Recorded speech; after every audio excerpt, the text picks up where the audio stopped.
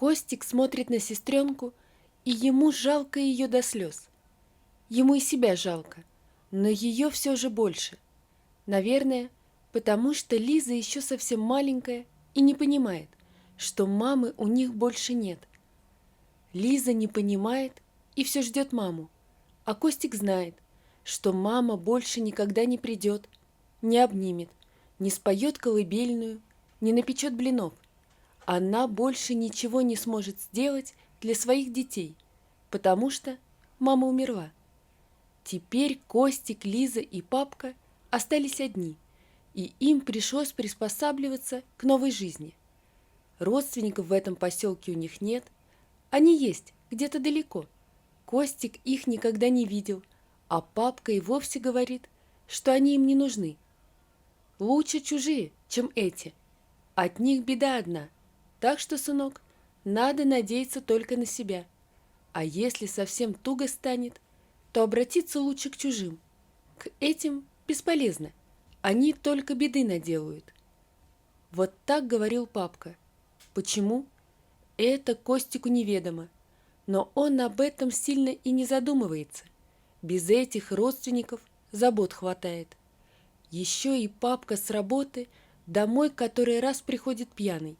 Сидит за столом, плачет и пьет самогон. Костик знает, что самогон папка берет у бабки Авдотьи. То и все равно кому продавать, лишь бы деньги давали. Костик к этой самой бабке подходил, просил, чтобы отцу не продавала. Но она только раскричалась на мальчишку и кинула в него какой-то грязной тряпкой, которую держала в руках. Папу Костик и так и сяк уговаривал не пить, но отец не слушает. Обещает, что не будет, но потом опять напивается. Из-за этого Костику приходится делать почти все дела по дому самому, еще и смотреть за маленькой сестренкой. Но мальчик никому не жалуется. Как может, так и справляется. Костик даже косички Лизе научился заплетать так, что волоски из них почти не торчат. А то раньше, после его заплетаний, Лиза была больше похожа на ежика. Еще Костик научился готовить. Много чего. Макароны варит, картошку и котлеты жарит. Пельмени хорошо получается варить, а еще лепешки жарить. Только вот блины у Костика не получаются. У мамы были тоненькие, все в дырочках и ароматные, пальчики оближешь. А у Костика такие не получаются, хоть тресни. Но он старается и знает, что если стараться, то все обязательно получится. Так его учила мама. А Костик все мамины наказы помнит. Все-все. Вот и сегодня. Костик снова пытался постряпать блины, но у него опять ничего не вышло. Изрядно намучившись, он решил, что, видимо, сегодня опять не его день. Добавил муки в тесто и приготовил лепешек. На ужин у него и Лизы сегодня суп с лапшой. Лиза такой любит, а Костику все равно, что есть. Он все любит. Только приготовилась последняя лепешка, как в дверь кто-то постучал. Костик удивился. Лиза в саду, папка на работе. Гости к ним не ходят. Удивительно. За дверью оказалась совершенно незнакомая Костику женщина, но было в ней что-то такое, что показалось Костику до боли знакомым и, как ни странно, родным. «Привет! Ты, наверное, Костя?» – спросила женщина и улыбнулась. Костика эта улыбка выбила из колеи, и слезы предательски навернулись на глаза. Он как будто увидел перед собой маму, ту маму, еще до болезни, когда она еще умела улыбаться. «Костя!» — еле выговорил мальчик. «А вы кто?» «А я Костик, получается, твоя тетя, родная сестра твоей мамы, младшая». «Да ну!» — усмехнулся Костя. «У мамы не было никакой сестры. У них с папой родни вообще нет, только дальняя, какая-то». «Ну, получается, что есть. И папа твой обо мне знает. Он, кстати, дома?» «Нету. На работе папка. А Лиза в садике», — зачем-то сообщил Костя женщине. «Лиза? А кто такая Лиза? Сестренка твоя? О ней я не знала. Знаешь, Костя, можешь, пустишь меня в дом, а то холодно здесь. Я-то ладно, а вот Ксенька замерзла. Только сейчас Костя заметил, что за спину женщины прячется маленькая девочка. Ему стало девочку жалко. Она почти такая же, как Лиза, маленькая. Он отошел. «Входите, поди не аферисты. Ты смотри, какие ты слова знаешь. А вообще молодец. К чужим людям надо относиться с осторожностью. Не все люди добрые». И снова женщина напомнила Костику маму. Та прямо слово в слово говорила Костику такие же слова. Провел гостей в кухню, шустро поставил чайник, достал чашки. На столе красовалась тарелка с лепешками и вазочка с домашним вареньем. «Вы садитесь», — пригласил Костя гостей к столу. «Сейчас чайник согреется, и будем чай пить. А может, суп будете? Свежий. Сегодня только сварил». «Спасибо тебе, Костик. Я чай с удовольствием попью, а Ксюшу можно и супчиком покормить. А то ехали мы долго, а в поезде Ксюша плохо ела». Костик распорядился быстро. Через 10 минут маленькая Ксюша сидела в стульчике Лизы и за обе щеки уплетала суп, а ее мама с удовольствием пила малиновый чай. «Вкусный какой чай, Костя! Он мне детство напомнил. Мы, когда с твоей мамой маленькие были, нам бабушка такой же чай заваривала». «Хороший чай», — согласился Костик. «Я еще с лета малины насушил, и теперь понемногу в чай добавляю. Мама так всегда делала». «Да, кто бы мог подумать. Слушай, Костик, а мы ведь с тобой толком не познакомились. Меня Лиза зовут». «Да, Лиза, как сестренку твою». «Ну, Лизу мама так назвала, наверное, в честь вас». «Не знаю, Костя. Вообще-то мы с твоей мамой в детстве очень дружные были. А потом получилось так, что родители наши расстались, а нас поделили». «Да, Костя, так тоже бывает», — сказала Лиза, увидев ошарашенные глаза мальчика. «Вот так в нашей жизни случилось. Потом я долго не знала, где Катя, мама твоя. Отец только недавно признался, и он же сообщил, что Кати больше нет. Извини, и про тебя рассказал, а вот про Лизу не сказал. Не знаю, не знал, может. Теперь не узнаешь. Дедушка твой тоже на небесах, месяц как». Костя слушает Лизу и понимает, что показалось ему таким родным в ней. Глаза. Они такие же, как и у мамы. И улыбка. Один в один. В разговорах время пролетело быстро. Костя спохватился. Пора было идти за Лизой. Большая Лиза, так мальчик окрестил тетю про себя, вызвалась пойти с ним. Костя забежал в сад, а большая Лиза и Ксюша ждали их на улице. Потом они все вместе пошли домой, но по дороге зашли в магазин, где большая Лиза набрала детям гостинцев.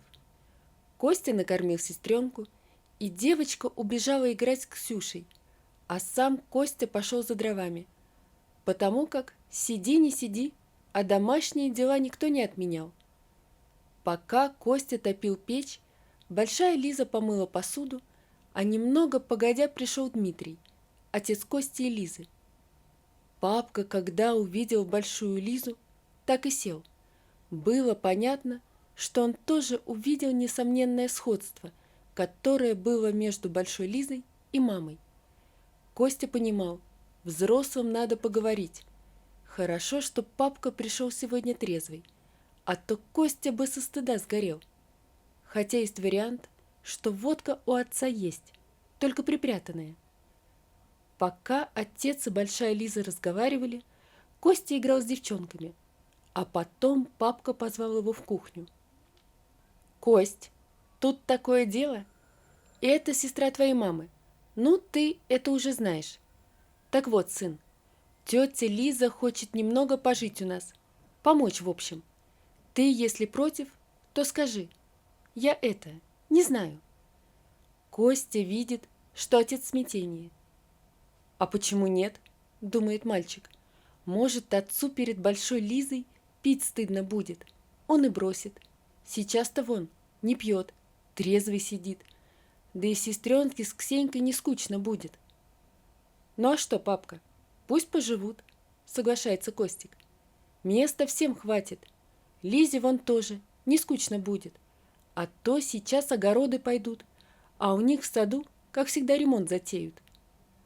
Дмитрий посмотрел на сына, как на взрослого, все понимающего человека. «Ну, смотри, сын, мое дело маленькое. Я весь день на работе, а тебе-то, конечно, легче будет. А то замучился ты у меня совсем.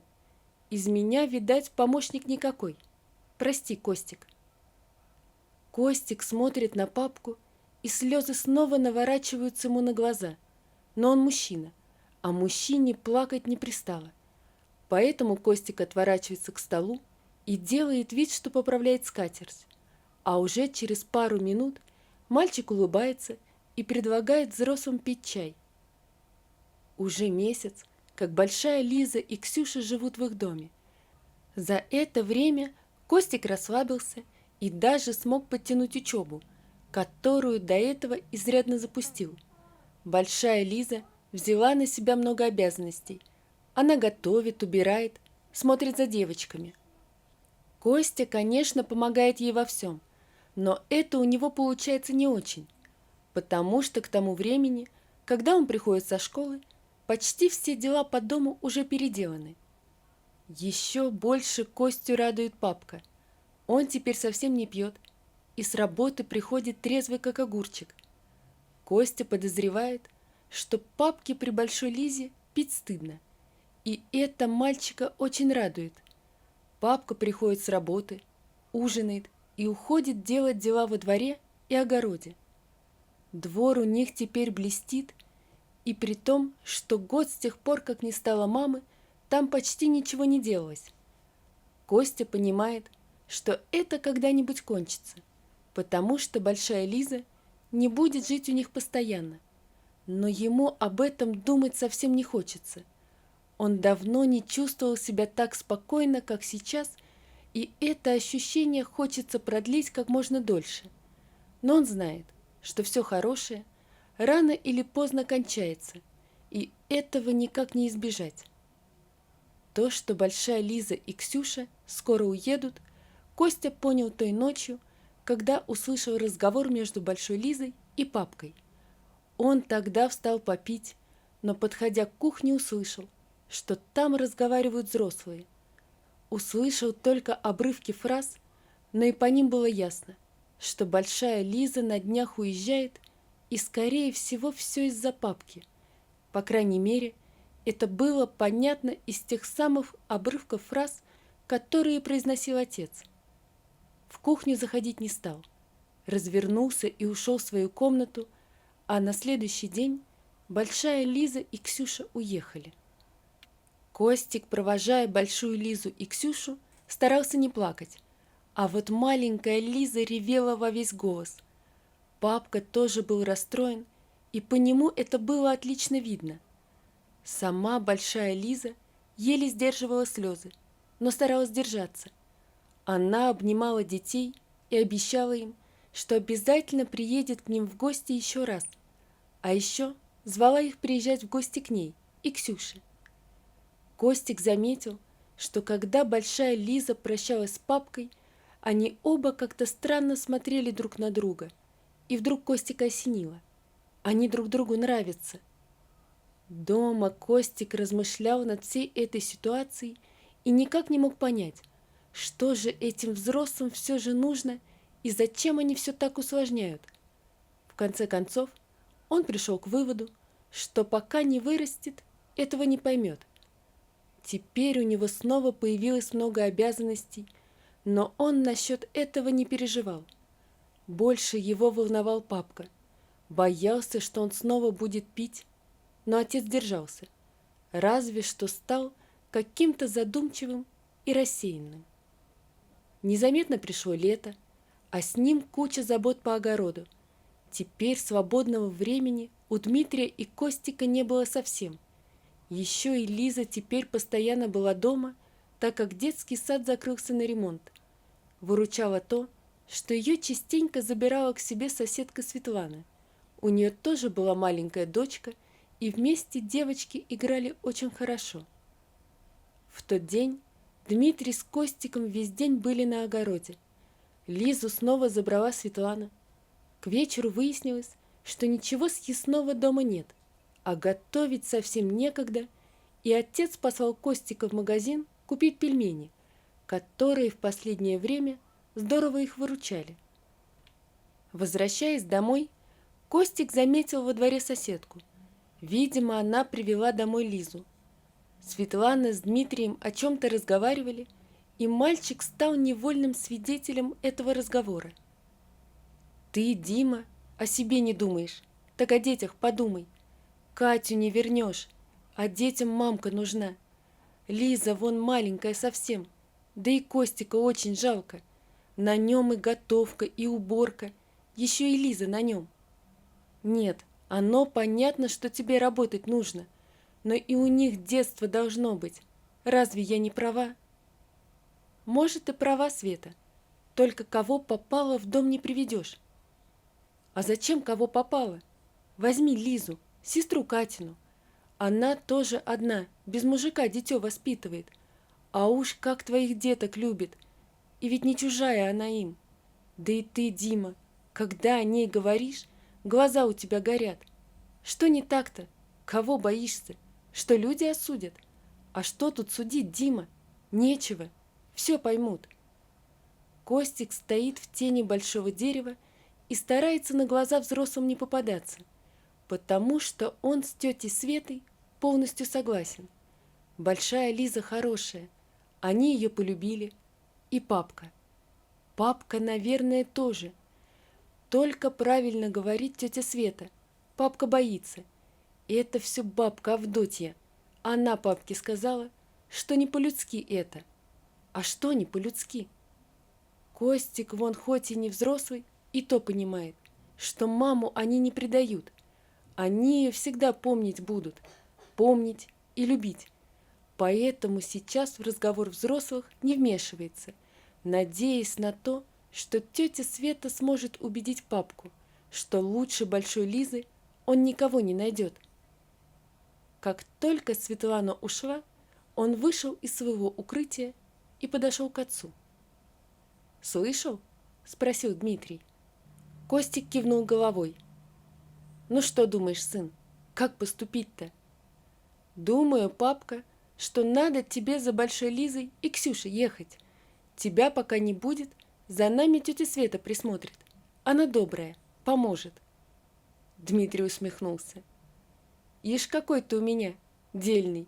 А если не нужны мы Лизе, тогда как быть?» «Нужны, папка, еще как нужны. Ну а если чего, так попытка не пытка. Ты-то не маленький, должен понимать». Через 2 дня Дмитрий поехал за Лизой. Он не знал, что будет впереди. Знал лишь, что она ему нужна, ему и детям. В поселок Дима вернулся вместе с Лизой и Ксюшей. Оба они смущались и вели себя совсем не по-взрослому. Но Костик смотрел на это снисходительно. Его больше волновало то, что теперь у него не одна сестра, а 2. А это значит в 2 раза больше ответственности. Следующим утром проснулся Костик от более знакомого запаха. Принюхался. Блины. Пахло блинами. Теми самыми, как когда-то в детстве. Мамиными. Немного взгрустнул, но тут же взял себя в руки. Оделся, заправил кровать, умылся, а потом пошел в кухню. Все домашние уже сидели за столом, а посреди него красовалась тарелка с тоненькими в дырочку блинами. Папка и большая Лиза вели себя все так же глупо, переглядывались и смущались. Костику стало смешно. «Эх вы, взрослые!» – подумал мальчик. «Большие, а ведут себя словно дети. Ну да ладно, пускай». Мальчик посмотрел на отца, а тот на сына. Все у нас будет хорошо, папка. Как бы сказал ему глазами Костик. Все ты правильно сделал. И мама бы одобрила. Я точно знаю. Поверь мне, папка, все будет хорошо. Все правильно. Вот такая история, друзья. Напишите, пожалуйста, что вы думаете об этой истории. Не забудьте подписаться на канал и поставить лайк. Всего вам доброго. До свидания.